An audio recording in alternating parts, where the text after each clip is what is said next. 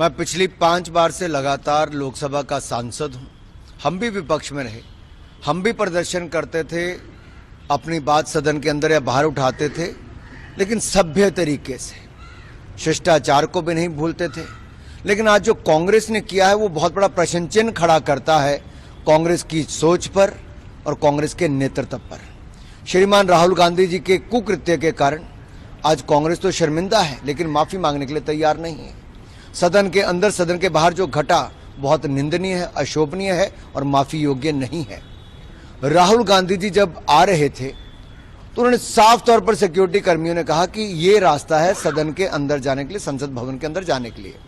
लेकिन क्योंकि राहुल गांधी है और ये गांधी परिवार अपने आप को सोचता है कि नियम कानून उनके लिए नहीं बने, बाकी देश के लोगों के लिए बने हैं, तो उन्होंने वो नहीं माना सिक्योरिटी कर्मियों का और बीच में दल बल के साथ, अपने इंडी गठबंधन के सांसदों के साथ, एनडीए के सांसदों को सीढ़ियों पर खड़े हुए बीच में धकेलते हुए चले गए और उस धक्का मुक्की में भाजपा के 2 सांसद गंभीर रूप से घायल हो गए, अस्पताल में भर्ती कराना पड़ गया।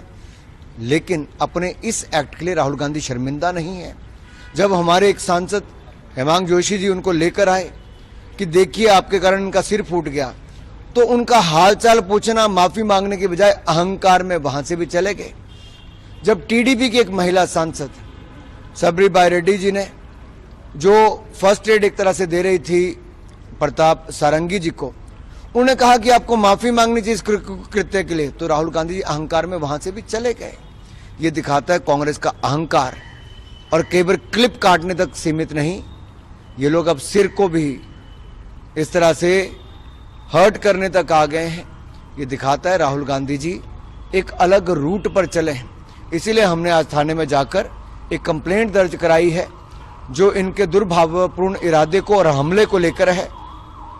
और इसमें धाराएं जो लगाई गई हैं वो 109, 115, 117, 125, 131 और 351 धारा के अंतर्गत हमने मुकदमा दर्ज कराया है। हमने जो कंप्लेंट दर्ज कराई है और हमने पुलिस से कहा है कि आप उचित जांच करें और उचित कार्रवाई करें। महिला सांसद आपकी तरफ से आदिवासी महिला के साथ उन्होंने बदसलूकी। नागालैंड की हमारी सांसद जो हैं कोनाक जी, उन्होंने क्या कहा? उन्होंने कहा कि जब मैं सीढ़ी पर खड़ी थी तो राहुल गांधी जिस तरह से जो भाषा मेरे प्रति बोल कर गए और जिस तरह से मेरी अप्रोच किए, सहम गई थी बिल्कुल से।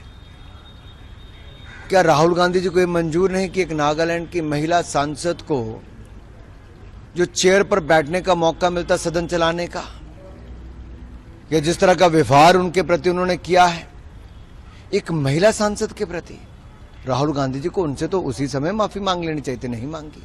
अहंकार है भाई, ये नियम कानून शिष्टाचार राहुल गांधी जी के लिए नहीं बने। कांग्रेस की भी एक महिला सांसद ने बोला है स्पीकर ओम बिरला को चिट्ठी लिखकर कि भाजपा की महिला जो आरोप लगाए गए वो निराधार है, बेसलेस है।